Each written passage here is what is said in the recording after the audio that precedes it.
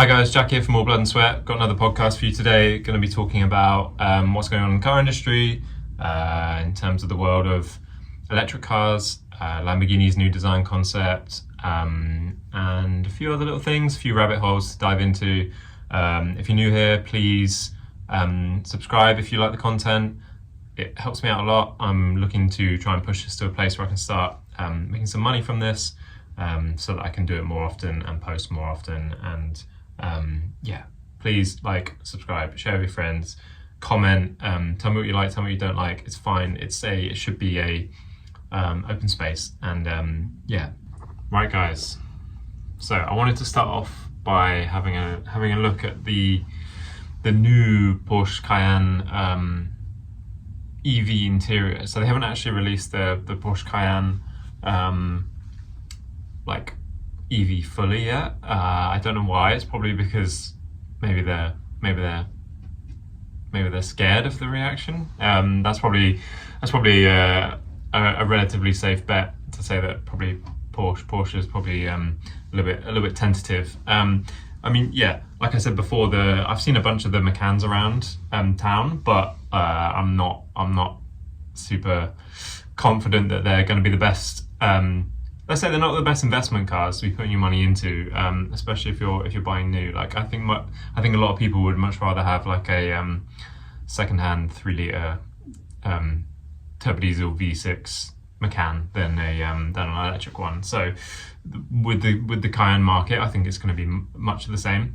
They've tried their hardest to make the interior the selling point. That's why they're launching it first. Like you will notice if a car brand wants to really make something a key sales point, they'll probably make that the initial like punch to the market.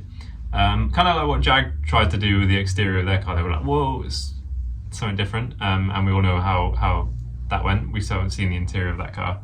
I mean, like the design, structurally, I'm not going to poop on it. I mean, it's a nice evolution. I mean, the old one, I prefer this kind of like clean graphic at the top. The new one's a bit like busy. It's going up and down a lot, and there's from a design perspective, it's quite busy. And then obviously the age-old debate of screens, like how many screens do we want in the interior? Now they're going, hey, this one's curved. I know, I don't know why every video I'm like shitting on Porsche when it's like probably one of my favorites, if not my favorite brand. Like I seem to be just pooping on it all the time, which I don't mean to be doing. I just think I hold them to such a high standard that I kind of want them to be. I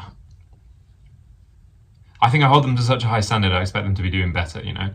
And maybe they, like I said last time, they are rolling back their EV strategy, so maybe that will have an impact on their design and sales moving forward, in the sense that, I don't know, either that means they're going to put more emphasis on the like interior screens and the experience, especially in these big cars that are, they're meant for families. They're driven up, they're Chelsea tractors essentially.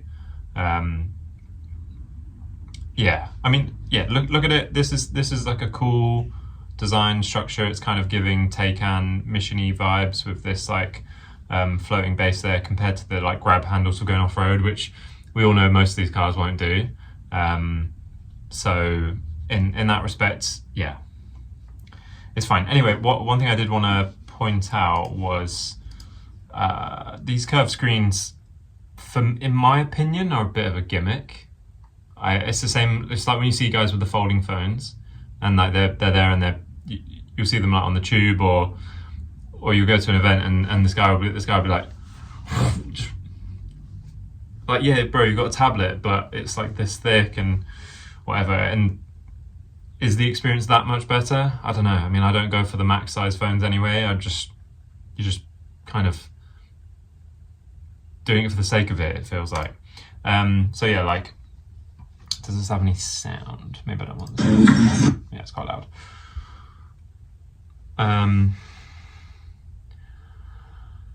Yeah, I mean, it's all right in like a showroom scenario, but what's this going to be like when you're actually on the road? We all know how annoying screens are on the road anyway. So they've obviously got this like wrist rest place so that you can try and hit the apps, and look how carefully they're like hitting the apps on the bend and stuff like that. That kind of screams to me like it's going to be a bit of a faff when you're driving around and you just want to select something. Like even CarPlay can be annoying enough when you want to go between the maps and like Spotify or something. You're like on the M25, horrific road quality, and you're like trying to get the right app, you know, just so you can hear your podcast. I mean, that's in a Cayman. Maybe in a Cayenne it's kind of a little bit smoother and the suspension will save you. But I'm not 100% sure. So yeah. Oh, there is the exterior shots 5 days ago. I did not know this was here. What is going on? Live reaction. Okay. Very interesting. And by interesting, I mean very. I don't know how to react to it, to be honest. I mean, I like the Cayenne. It's a decent looking car. It's decent proportion. I think it's more than most people actually need. Very interesting how it's an all black car, and then the sort of grey areas between like the AB flange and stuff. This area looks like it's in primer or something. They've got the curved IP dials again, which is become a bit of a staple since the Taycan. I guess they invested a lot in that unit, and that's why they're putting in absolutely everything, which is fine. It's cool. I mean, I like in the Cayman, you've got like a mix of real dials and screens. I like the blend because I still love real dials. I still like seeing a needle moving around. Again, screen time. Okay, we have now. This is one of those exercises where you go, if you block the brand, take the branding off, which you can't really see anyway. There's definitely like a Porsche logo under the light, but you can't actually see it. You block the brand, what is it? Now, if we were playing that game, would you go Toyota sort of RAV4, or would you go Porsche Cayenne? I don't know. I'm looking at it and I'm struggling. I mean, yeah, it's literally first impression of it, which is never good. Like cars can sometimes take a while. Cars or products in general can sometimes take a while to digest. Like they've got to be in the zeitgeist for a bit and just around, and you see them on the road before you go, okay, I start to get it. And it's the same like when you're a designer and you see the car every day in like a clay studio or in 2D or 3D on a presentation screen. You go through the process. Like quite often you show it to someone for the first time, and they might not have the best impression or the best reaction, but you like it more because you're used to it. And like I've had that personally, like I remember when like the BMW 1 Series first came out, and I was like, don't really like this trainer sort of BMW. And then over time I'm like, oh, I appreciate it. Still won't have one, but I appreciate the design, think it's well done, all that kind of stuff. So, but for me, yeah, the Cayenne is like a nice, big, soft, capable looking SUV. Putting the electric one, obviously we know the issues with electric car proportions. That's probably why they're showing this in black, because they're just going to hide most of that. I'd love to see it in like the Porsche's like champagne sort of color they've got, or the Cayennes are quite often in crayon or something like that. It'd be interesting to see this in crayon because it would show all the issues like proportionally. It looks like the rear light is like it's maybe just not quite as far rearwards as that lower bumper for insurance purposes, I'm sure, but it's not far off. It looks like a very, very flat rear end, very bluff rear end. Have we got any more? Is that a massive frunk? I mean, Porsche fronts are amazing. Like the Cayman has more storage than most little city cars. I used to have a Clio back in the day, or a 306. Like Cayman poops all over them in terms of storage. Yeah, they've gone for like a Porsche bubble. They're like, oh no, we don't have an engine in the front.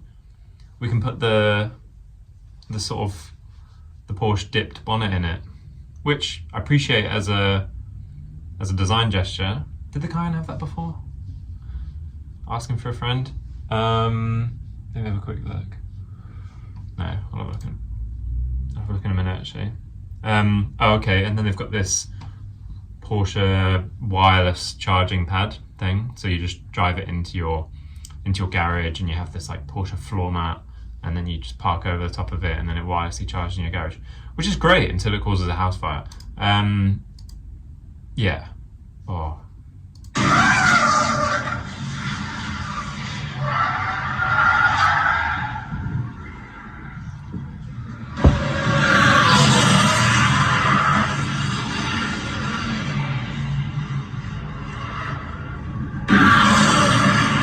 That's what you want from your Cayenne experience, not just tire screeching. Yeah. Okay. The ferry pad. Okay, so the Mercedes have the hyper screen, which is like the big IP screen across the dash. Porsche's gone for the ferry pad. That sounds like a sanitary product. Integrated flow display. Get your ferry pad. I wonder if it's something you have to pay for. No. This takes up too much of the dash to pay for it, but then Mercedes did it with a hyperscreen, so I don't know. Excuse me, how much is the ferry pad? Bloody hell. Anyway, thanks Auto Genius for that. Talking about EVs though, like look at this. This is like if an EV goes wrong. Let me turn this out. So this is like a Chinese. So, okay. The industry understands the issue with electric cars is they're prone to catching on fire. And now, like I've said before, I appreciate EVs on like the small scale products, the little ones. Fine, it's good. But when you put it in big cars and you have big batteries and you have lots of energy and stuff, don't do that. Like this is, you're just, I don't know. It's just, it should be so simple. Like electric motors themselves are so simple. There's only like what, 1 or 2 moving parts, I think, in an electric motor. So as long as you've got like a reliable power source, it's an amazing way of powering a car and using it. Like it was around before combustion cars, essentially. You know, like Jay Leno, I think, has got one of the first ever electric cars in his garage. But the issue with the modern cars, with the weight, the safety, everything like that, the complexity of the technology is the safety. I mean, like, I don't want to be like super negative about the industry and stuff, but I just don't think this is the solution for every car. I think it is the solution for some cars and for some parts of the market. I just don't think it's the solution for the whole market and all the cars, because combustion cars don't really have an issue of spontaneously combusting. I mean, the clue's in the name, combustion cars, but the combustion is controlled, right? The combustion is within the cylinder. But electric cars, they're like, yeah, electric cars, there's no combustion. Yeah, apart from if you leave it in a hot car park for too long. At Heathrow the other day, an electric car caught on fire and burnt. You know, the problem is, when you do have issues with a combustion, traditional internal combustion car, the clue's in the name, internal combustion. If they catch fire, they almost never explode unless there's like a fuel tank safety issue, especially on modern cars. But these electric cars, when they combust, they go up in flames, they take out other cars around it, and they, you know, potentially trap people inside. Like, so look, Rivian rethinks doors only after Tesla death traps put design flaws in the spotlight. So everyone's been going after these like flush door handles. Like I remember it was when I was working in Germany, everyone wanted flush door handles, me included. I was like, oh, they look cool, they're really clean. But as a designer, you always go for it because it's like, oh, it's just a shut line on the surface, it looks really clean. But the issue is, like, in a crash, so like BMW have always had like really big chunky handles in the past, like they had them for like 20 odd years.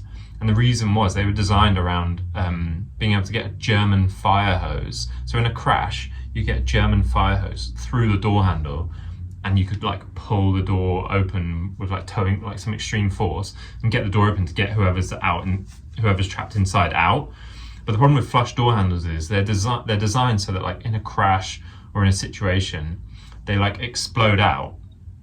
And then when they explode out, you can then open it or do the same thing. You can like get something through it and get them open, but they don't always work. So that's why there's there's been some issues recently with, I mean, yeah, like families getting stuck in Teslas and whilst they're on fire, and you know how that ends, and it's just like, it's not cool. Door handles have been in the news a lot lately.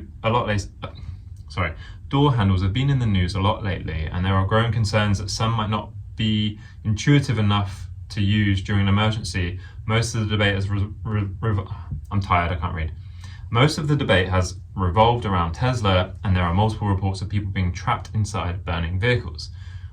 Yeah, this is an issue. I'm like, and again, this is not uniquely electric. It's just electric cars are the ones that are putting the flash, bougie, Gucci, flush door handles on as like sales tactics, and then, but then they're the ones that are having the issues, because because you don't see the combustion cars with the flush door handles in the news, because they're not the ones that are having aggressive fires that are impossible to put out. Well, not impossible, but very difficult to put out and taking over the whole car. So whereas these are the ones, it's electric cars where when they catch on fire, they're very, very, very difficult to put out.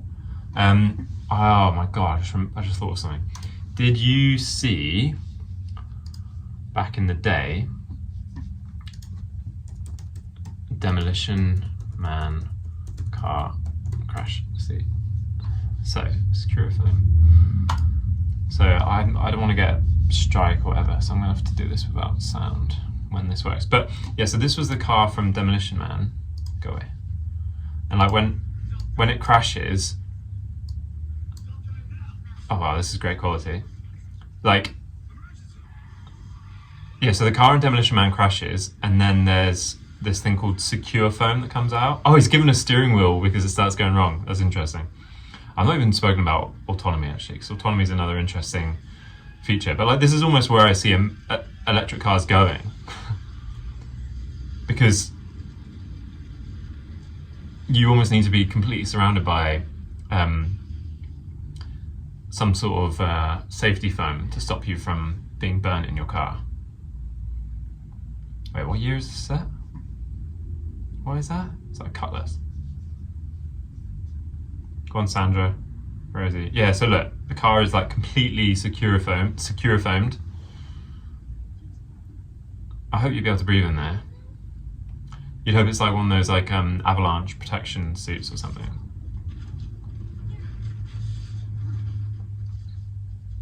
Okay, I mean, the benefit of this one though as well is that the actual whole car's not on fire like it would be if it was one of the current EV issues.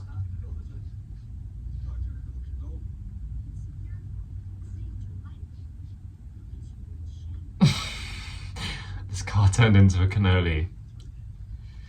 Secure foam. Alright.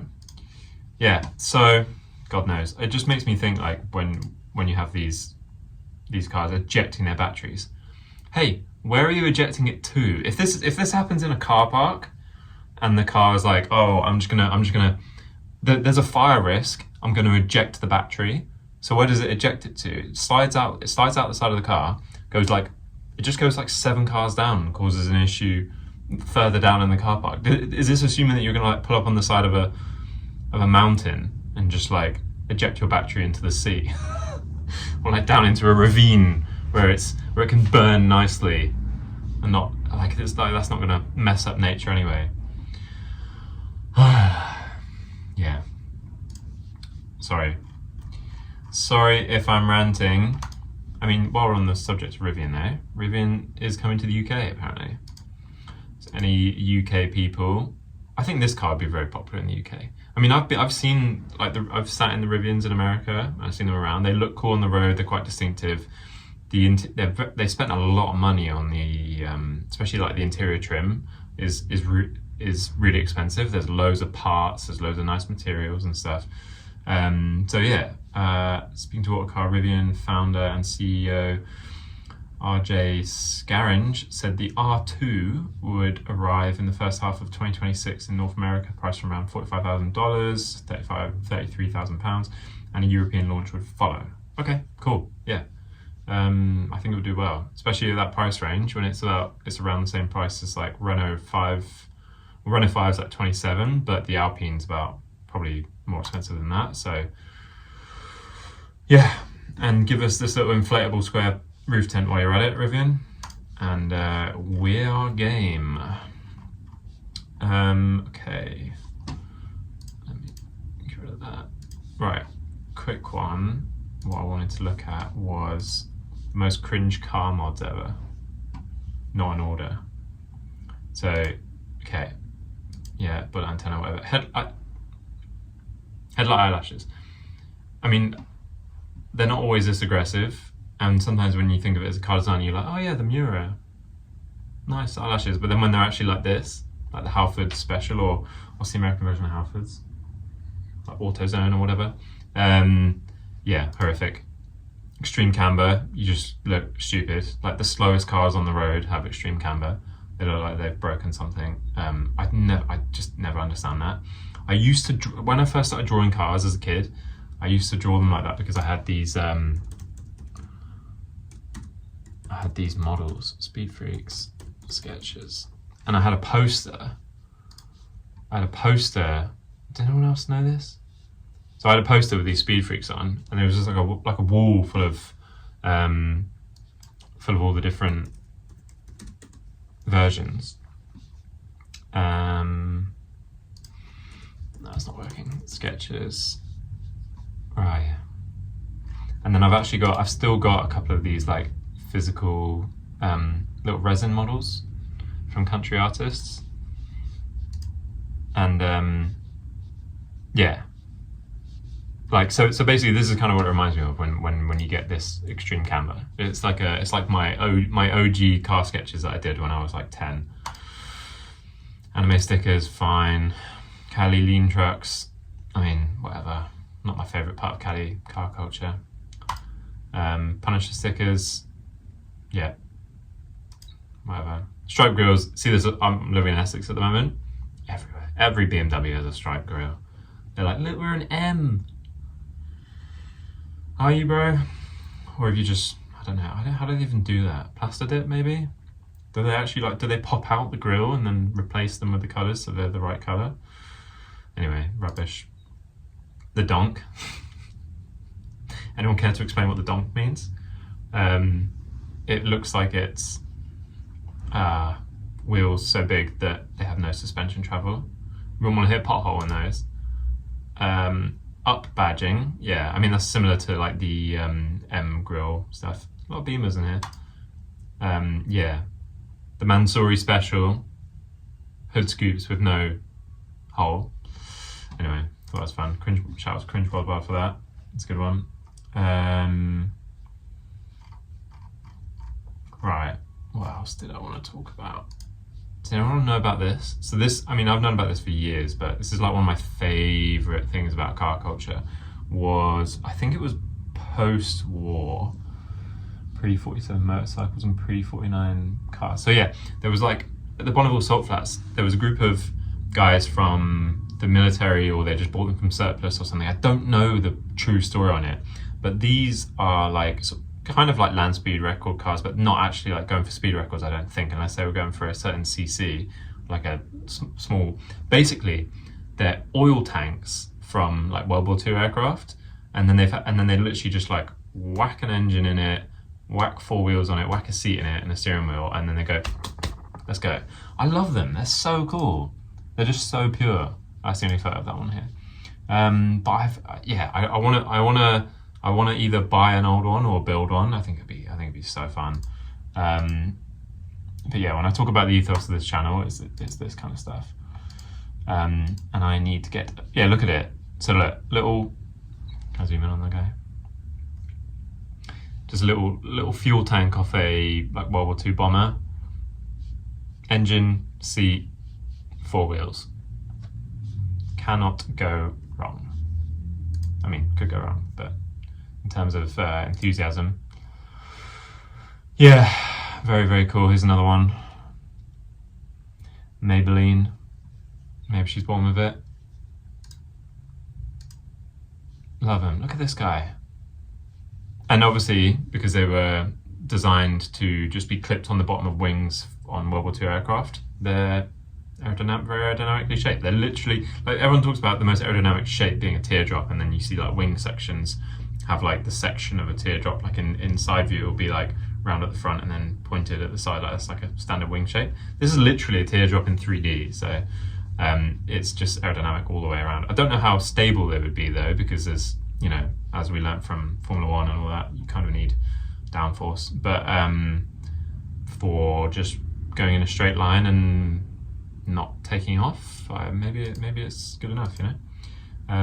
Look at that one slammed with like a little World War II style paint job on it. Disc steelies as well. Just looks so cool. Need one now. Look at that. That must be everyone they've beaten in drag races. He's only beaten 3 people. That's my assumption anyway. Really cool. I just read the word Normandy, set against historic coastline of Normandy. Okay, it was a Normandy race. Awesome.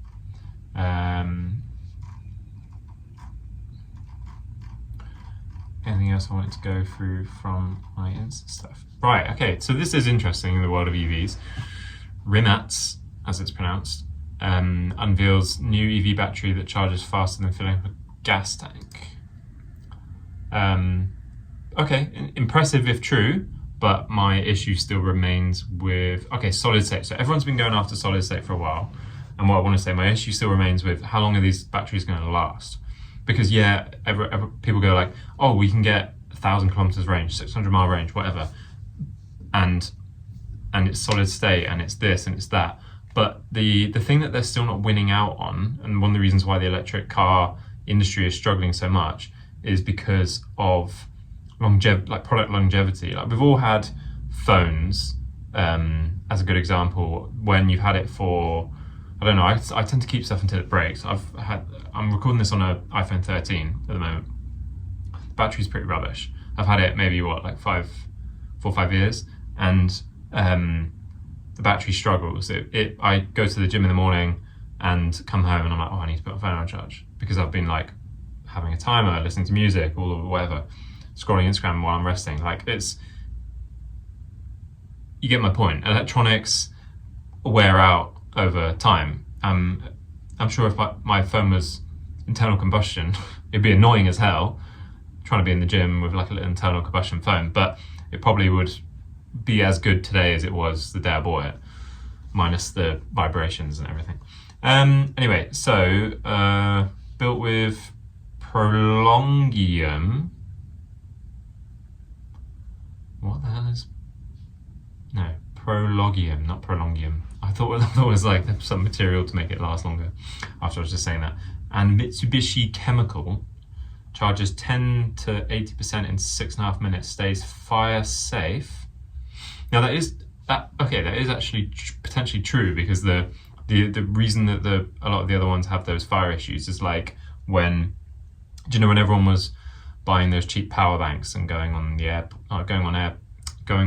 airplanes, and then the power banks were catching on fire. It's because the pressure altitude versus like those power bank, like those type of batteries, like traditional batteries we currently have in electric cars, they're all liquid, like, liquid based batteries essentially, in cells, like cells of liquid that react with, I don't know, I'm not an engineer, but it's liquid based batteries. That's what causes the fire, because it's like a chain reaction when the liquids get too hot and then they break out of the cell and then it goes blah blah blah blah. So if it's solid, it does make sense that it could be more safe.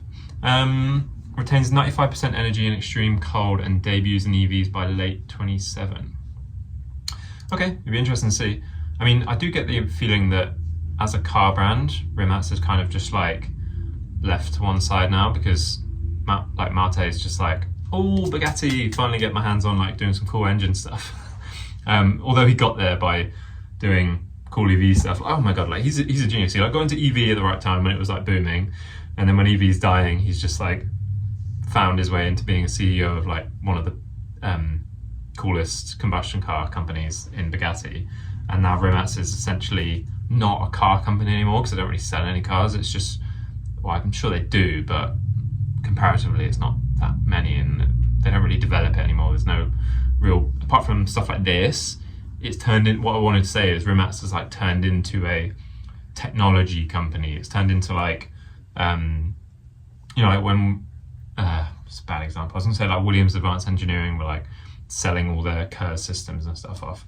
So what Gordon Murray was for a while, essentially. It was like a technology company selling solutions to other car brands. Like I think Porsche's hybridization technology came from like Williams Advanced Engineering into F1, into sort of licensing it out to like VW Group, ending up in like Porsches and e-hybrids and like the Cayennes in 2015, 16 or whenever they launched their e-hybrids and stuff. So yeah, I think that's the way Rimac will go. I can't imagine them selling actual car products for a while. Also, last week I was talking about Forza. The Rimac was the most rubbish car to drive on Forza because it goes so fast, but it's so heavy and it just doesn't stop. So like you're like really, really fast, and you have to brake like 200 yards before anyone else because otherwise you won't make the corner. Hated it. Yeah. Okay. Cool story. Right.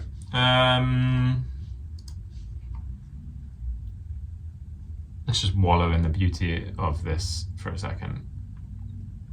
Yeah, rolling artwork. So I have a real issue with like gradient paint jobs. This is really nerdy, really like color nerdy. Like this would annoy my brother.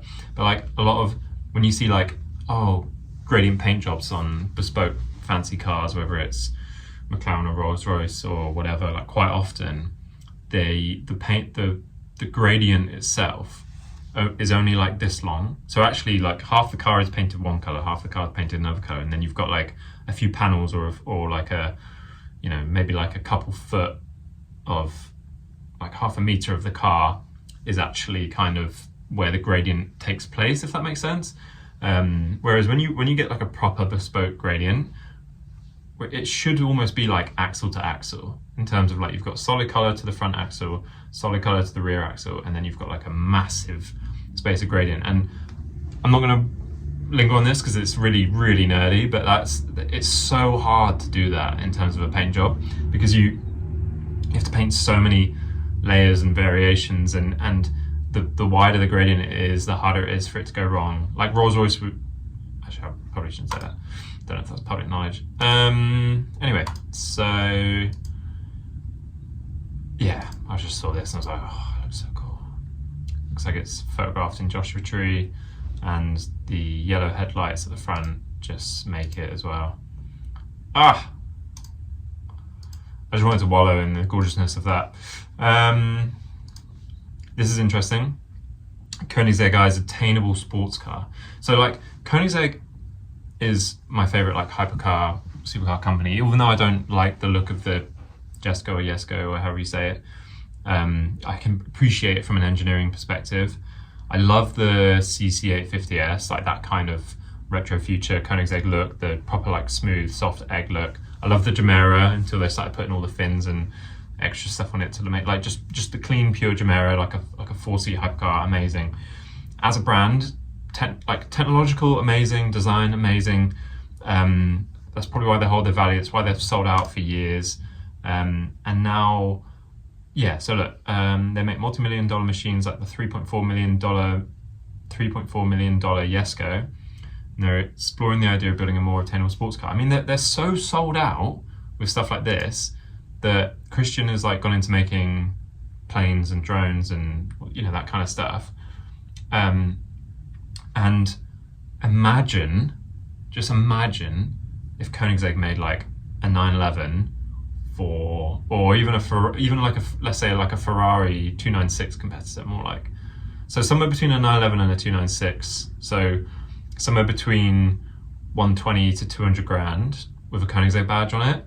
I don't think anyone would assume that it would dilute the brand valuability, or whatever word you want to use that's better than that, because that was a horrific word, valuability. Do you know what I mean? I don't think it would dilute the brand poorly by introducing a low-level car. Like some people worry, like imagine, like for some reason I feel like it would do that to like something like Pagani, because Paganis are, the reason they're so expensive is because of is almost because of their like, oh, everything's machined out of a solid block of aluminium, and like the leather comes from like a million squirrels, you know, like it's stuff like that. Whereas I think with Koenigsegg, it was almost, the engineering is what you pay for. The like, look at the powertrain in the Gemera, the, what is it, 2,500 horsepower with the KERS and the like tiny V8 and the, what do they call their KERS system? It's like dark matter or something. And yeah, they're like an engineering company that makes really cool cars really well. And I think if they made like an attainable sports car and they just like scaled down from like, you know, top down into bringing it into a model that is sort of 911 meets 296 era, like space, God. The problem is like they would have to, in order to actually make it, they would have to invest so much money in like a massive factory and another massive workforce, because they're, like I said, their order books for their £3 million hypercars are years long at their current production ability. So honestly, they're gonna have to like do a national draft in Sweden to get enough people to make their attainable sports car, because the orders would just be like 10 years long. Do you know what I mean? No, I mean, yeah. Very, very interesting. What are your thoughts if Koenigsegg priced a sports car alongside Ferrari? There you go, 296. Would you pick it over Italian rivals? I mean, yeah. Imagine a Ferrari that like works all the time. Very cool. Like it'd be cool to see the little ghost on their stuff. Yeah, what else have I got to show you? So Lamborghini released this Manifesto concept car. Now, I appreciate it. Firstly, I appreciate it because for me, Lamborghini peaked like Murcielago, just pure proportion, clean design, like the Murcielago LP640, just perfect in my mind. Like Gallardo as well, the was it the 560? When you start getting Superleggera, start putting spoilers on it and stuff like that, then you sort of start to lose me a little bit. Like the Balboni Gallardo, perfect. And then they've gone through. Wait, let me think of the math on this. 2011. Yeah, at least 10 years of just doing the same proportion, same shape, and then just like whacking loads of like fins, vents, like overly techie look. I like techie stuff on techie cars, but I personally, this is of course this is all my own opinion.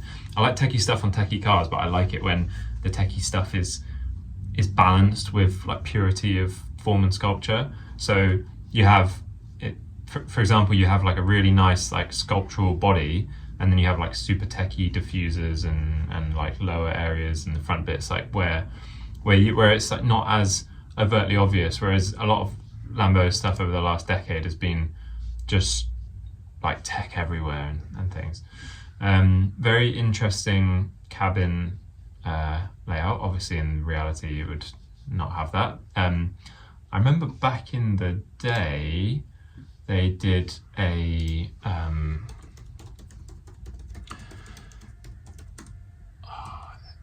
what was it? It was a concept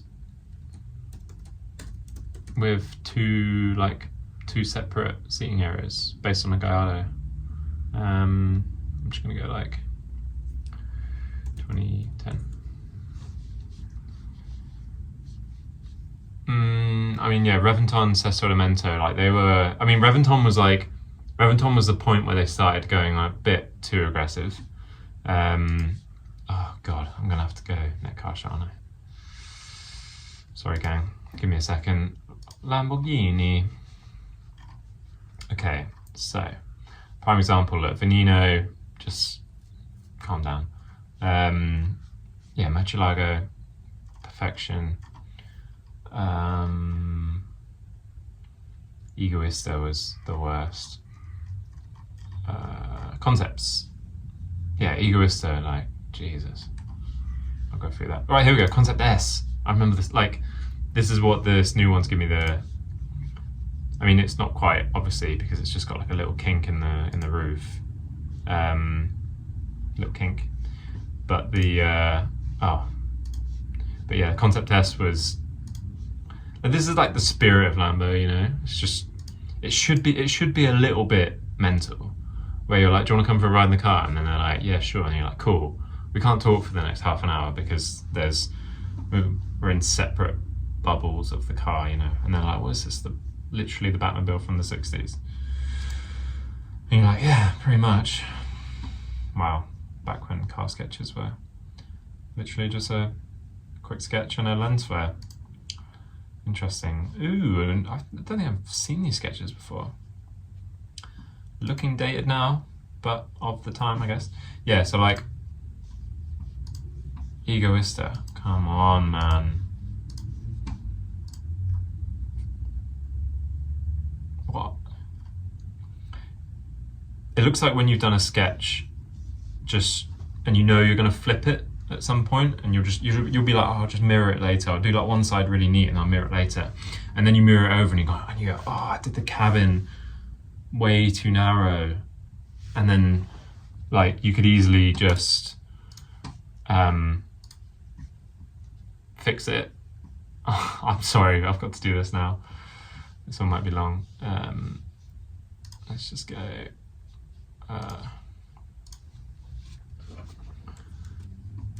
This will be quick. So like sometimes when you're doing a sketch, I messed that up, didn't I? Sometimes when you're doing a sketch, you think, oh, I'll just flip it later, right? And but then after you've done that, you normally have to fix it.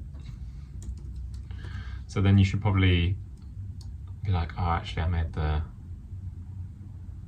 this isn't working, is it? I'm trying really hard to fix the Egoista. Let's see if I can get this working. Oh god, it's still super narrow.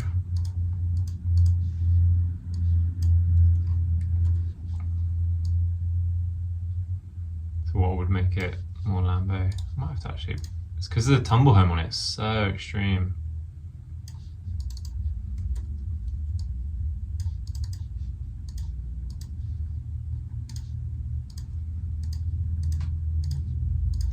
Yeah.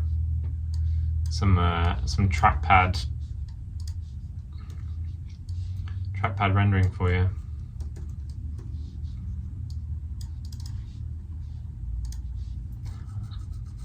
It's still awful, but at least the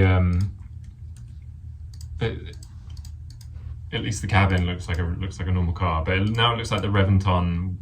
You gave like the Reventon to a 5-year-old with some crayons, and they just went mental on the front. Oh god, I feel like I just want to fix this. I'm not gonna be able to fix it. It would take me way too long to fix it. But this is like what you want, you know. It would have been better,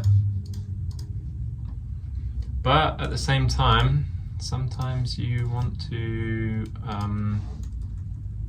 stir it up a little bit. Sometimes you want the press, you know. I guess then it's just like a derivative of the Reventon. So you compare that with I mean, you're going to get the press if you do that, that's for sure. But another issue I had with the Egoista, I'm sorry, going off on a rabbit hole on the Egoista right now, is, I mean, I'm all up for like a hint at an element, but this was so, did it not show it? Oh, I can show it to you. So yeah, I'm all up for like hinting at a design element and like a reference, but the Egoista was too obvious. So like, can you see the charging bull in the side? So you've got like the front leg here, rear leg, tail, aggressive tail, body here, then you've got the head here, the eye, the horns. So it's like a like a really super aggressive charging bull. Fine, but does it have to be so obvious? Do you know what I mean? It's like treating me like a child in the sense of, oh, it's got a charging bull on the side. Anyway, away from that. Away, god damn you. One interesting point about this though. Now I don't always, I mean here's meter. I don't always go for this when I see it, in the sense that like, I've had people go, oh yeah, does this thing look like something you did back in the day? And I go, yeah, whatever. And quite often I dismiss it, and you can, when you've done a piece of work and then a brand brings out something that's quite similar to something you did years ago, your initial reaction is like, oh, I did that years ago. But then it's quite egotistical to think they actually took your work and like inspired them. However, this guy posted this. I don't know this guy. It's pretty close. It's pretty close. I feel like I need to pull up the other one alongside it. Give me a second.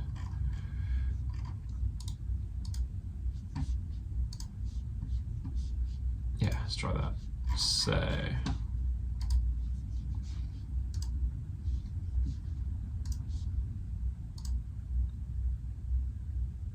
and this is, he said, Lambo internship 2019. I mean, it's pretty darn close, man.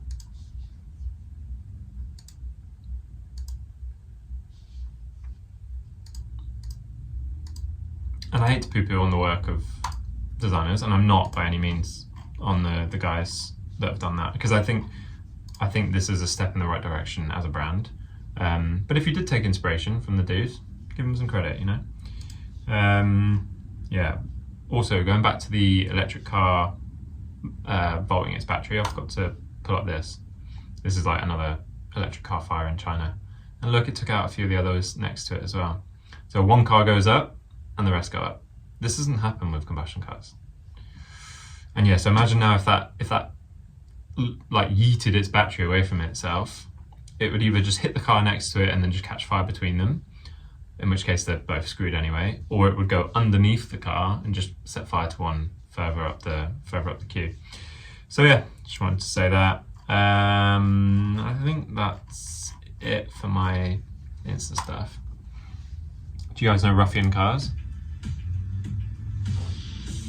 Ruffian is basically a guy who made, I don't know how he made some money. He made a lot of money doing something, and then, then he basically just now makes like pretty wacky, wild custom cars. And sometimes there are people that do that and they can be awful, but this guy, I think, like does a pretty good job. They are wacky, they are on the wackier side of tasteful, if that makes sense, but they're not bad. Am I explaining that right? In my opinion, like they're close to going too far, but I think they're done well. Like, and I've said before on this ranty place that I call my podcast that I think, let me turn Tron off, that yeah, like some resto mods and stuff, you're just ruining an old car, unless it was like unless it was a car that was, you know, in a scrapyard or destined for the bin anyway. I think leave it alone or restore it tastefully. Not necessarily if it's, yeah, like either preserve it for future generations, or restore it tastefully. And if you want to make something ground up, make something ground up. Use inspiration from these other products. But the reason why people do this is because they want, it's easier to put stuff on the road because you already have like existing VIN numbers and stuff for like bigger resto mods when they're making multiples of them. But as far as one-offs go, like Ruffian makes some cool ones actually. I want to have a look at some of his. Oh, is it moving? Let me hear it.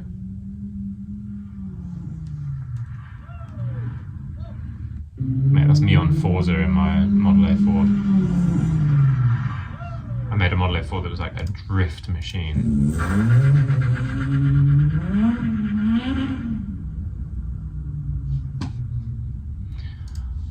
Get me to the States, man. Car culture, that's cool. So yeah, I mean, another few products that Ruffian made. He made this Mustang.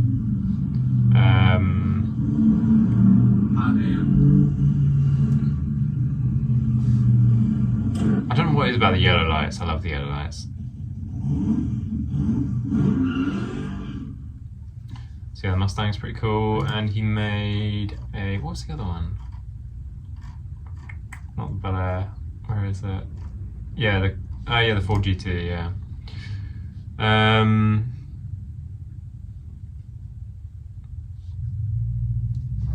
I'm a little bit more tentative about the Ford GT, but it's still cool. I appreciate anyone that's doing it, and they're doing it not tastefully is the wrong word. They're doing it with their attention to detail. You know, it's not always to everyone's like taste. I mean, tastefully would probably be like restoring it and maybe doing it a little bit more subtle, but it's just some guy who's like, yeah, I'm doing it my way, which I appreciate because, for example, like Magnus Walker was doing this in the Porsche world and people were crapping on it for a while, and then same with like Rod Emroy doing like the outlaw Porsches until it became accepted and cool, and then suddenly everyone's doing it and everyone loves it. So I think it's the same with this guy, you know, like at least he's keeping these things on the road.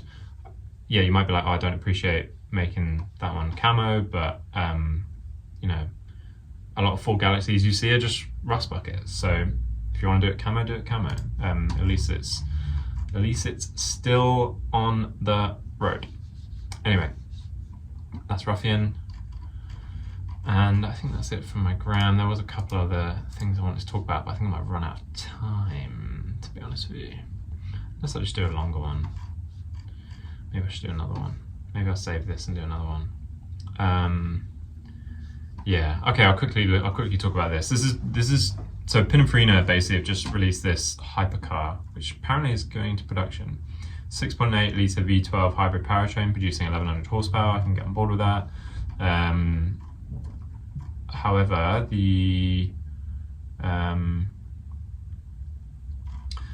it's like first car penned with AI, and like, you know, I've been in studios. Oh, let's just say like I've seen the impact of AI in studios already, and it's a useful tool and it can be good, but you can let it get away from you a little bit quickly, and also where is it going to get to? Because like I said before, I think AI is even if it's great now, give it another 20 years and it's just going to be recycling the same source material, because it's going to be sourcing itself, and then you just end up with AIception, and everything looks the same, or derivatives of the same stuff. So, and you can already see, like, okay, even if this was designed by AI, I'm not seeing anything new here. In fact, it looks kind of like a mix between a Rimac and a McLaren, and a bit of like Ferrari Maserati-esque kind of MC12, or yeah, like Rimac's front end, McLaren light cluster, a little bit. I mean, that's AI, right? It's a melting pot of a lot of stuff. So even if it is AI designed, I'm not really seeing the benefits of it, apart from not paying designers, you know. And when they say AI, there still will be designers putting it in and out and churning out the work, but there'll be less, and it'll be more reliant on 3D modelers interpreting what the AI has churned out, basically. But you need people that understand proportion and balancing all the graphics enough to refine it, because, like, in my opinion, these lights look old-fashioned and they're not well balanced on the back of the car, and yeah, all sorts of other stuff. Oh, there is one other thing I should probably talk about, actually, just at the end of the podcast. So I will just quickly go over this. I don't actually know how this happened, to be honest with you, but I got asked to be a juror for a automotive design competition for the Cairo Design Award, which is like, I don't know if you've all been to like London Design Week or Venice Design Week, or you name it, XYZ Design Week. There's basically Cairo is doing a design week, and they are they're pushing for a lot of like Egyptian and Middle Eastern designers, like expanding into like Dubai and the Middle East, and they have a category this year for automotive design, and they asked me to be a juror, automotive industrial design. So yeah, I'm very excited to take part and visit Cairo. I love Cairo. I love Egypt. I've actually never been to Cairo. I'm really excited to see the pyramids, see the museum, see the design week, I want to go and see designs that are highlighting the culture and the environment in which they're from, and that I think it's really, really important these days, that because we live in a world that's so small because of the internet, that everything's starting to look the same, and I think we really need to have everything that's like nicely designed, nicely like ethically designed as well, like in terms of materials, production methods, all of that, but then also still have like a little bit of a hint of either the designer showing through their work or the brand that it's for being of an area and of a space, because I think that'll be really important, especially in like a post AI world, if that makes sense, or it won't be post, I guess it will be a current AI world. I think it'll be really important to have sort of cultural identity within your work, essentially, you know. So yeah, if anyone's going to be there, let me know. If anyone's applying from the area, let me know. I'm really excited to take part, to be honest, and yeah, that's it from me. So please like and subscribe, share with your friends, and I wish you all the best. And yeah, what other cliche stuff can I say? Tell someone you love them. Life's too short. Go and do something you enjoy. Challenge yourself. I need some like fortune cookies to break open and say the stuff, because that's kind of the vibes I'm giving off right now. Anyway, thanks guys. See you later.